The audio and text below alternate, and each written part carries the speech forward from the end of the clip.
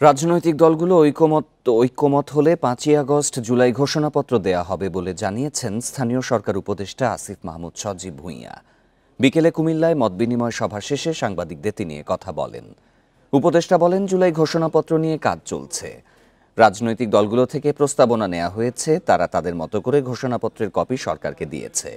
৫ই আগস্ট ঘোষণাপত্র পাঠ করা সম্ভব হবে জানিয়ে তিনি আরও বলেন, রাজনৈতিক দলগুলো ঐক্যমতে আসা প্রয়োজন। ঐক্যমত আসলে জুলাই ঘোষণাপত্র পাঠ করা সম্ভব হবে।